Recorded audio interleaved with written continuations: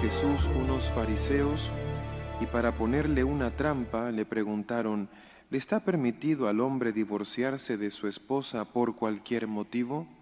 Jesús les respondió, ¿no han leído que el Creador desde un principio los hizo hombre y mujer?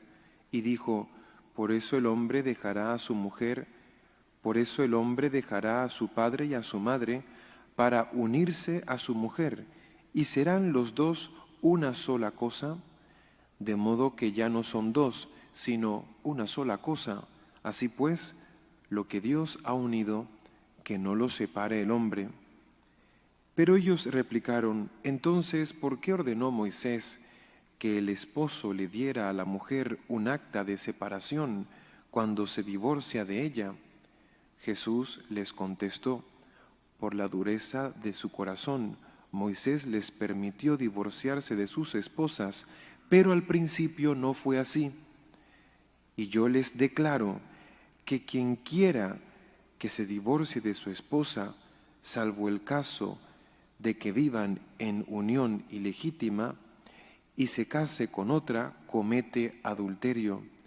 Y el que se case con la divorciada también comete adulterio. Entonces le dijeron sus discípulos, si esa es la situación del hombre con respecto a la mujer, con respecto a su mujer, no conviene casarse. Pero Jesús les dijo, no todos comprenden esta enseñanza, sino solo aquellos a quienes se les ha concedido. Pues hay hombres que desde su nacimiento son incapaces para el matrimonio. Otros han sido mutilados por los hombres y hay otros que han renunciado al matrimonio por el reino de los cielos. Que lo comprenda aquel que pueda comprenderlo. Palabra del Señor. Pueden sentarse. El Señor hoy nos habla del matrimonio y nos define qué es el matrimonio, qué es lo que Dios nos ha enseñado que es el matrimonio. El matrimonio es la unión de un hombre y una mujer. La unión de un hombre y una mujer. Esto es el matrimonio. Cualquier otro tipo de unión no se puede llamar matrimonio. No se puede llamar matrimonio la unión entre dos personas del mismo sexo. No se puede llamar matrimonio la unión entre más de dos personas. El matrimonio exige exclusividad. Dos personas, un hombre y una mujer, que se amen mutuamente, exclusivamente. El Señor nos habla del divorcio y que el divorcio no forma parte del plan de Dios para el matrimonio y que el divorcio es malo, es algo malo para los esposos y también para los hijos que sufren la separación de sus padres. El divorcio no forma parte del plan de Dios, no es voluntad de Dios, es malo para el hombre, es malo para el hombre y para la sociedad. Muy distinto es el divorcio de una separación, que la Iglesia permite la separación, mas no el divorcio. Voy a poner un ejemplo. Una mujer siendo maltratada, abusada por su esposo, la Iglesia permite que se separen, mas no que se divorcien si el matrimonio ha sido válido. Es necesario, por el bien de la mujer que ha sido maltratada, que ha sufrido esa violencia doméstica, por el bien de esa mujer, por el bien de su vida, que se separen. Es diferente el divorcio de una separación, divorcio y separación. Y dice el Señor que va a ser difícil para muchos entender esto, y lo vemos hoy en día incluso entre muchos católicos que no entienden cómo la Iglesia no permite el divorcio, o cómo la Iglesia no permite la unión entre personas del mismo sexo. El Señor ya lo dice, es que habrá muchos que no lo entiendan. ¿Y por qué no lo entendemos? Hay varias causas: la falta de fe, la falta de humildad, la falta también de formación, que no leemos con detalle lo que la Iglesia nos enseña. Si tuviéramos fe, si tuviéramos la humildad y nos formáramos un poco más, entenderíamos mejor esa enseñanza del Señor.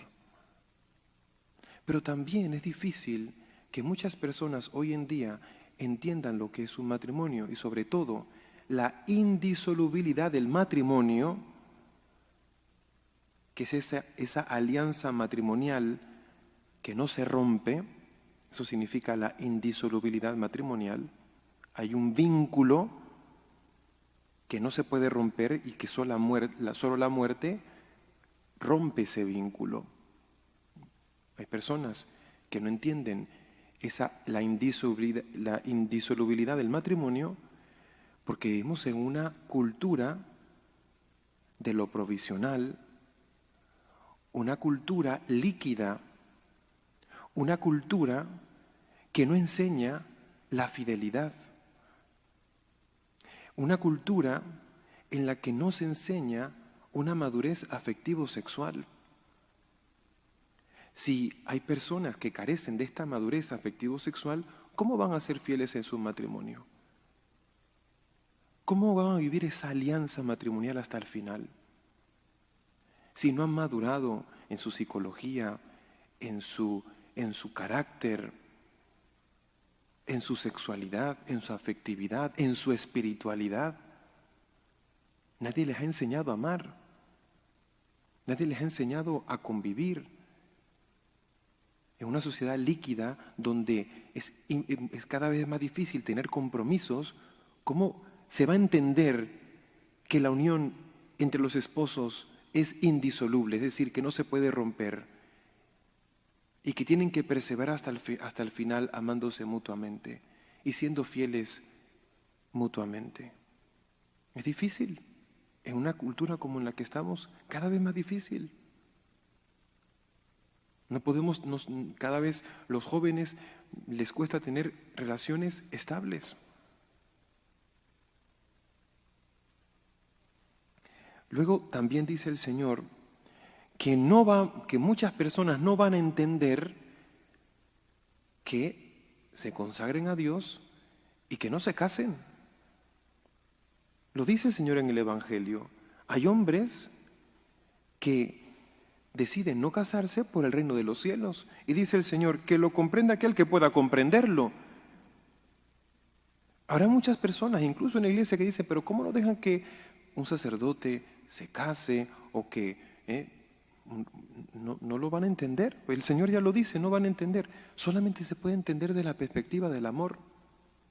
Aquel que ama al Señor, aquel que ha sentido que su corazón ha sido tocado por el amor de Dios, solo aquel que ama al Señor y que se siente llamado a esa alianza con Él, es capaz de decir, con la ayuda de Dios, pues no tendré una vida matrimonial y me consagro al Señor en cuerpo y alma y le doy mi tiempo y todo a Él.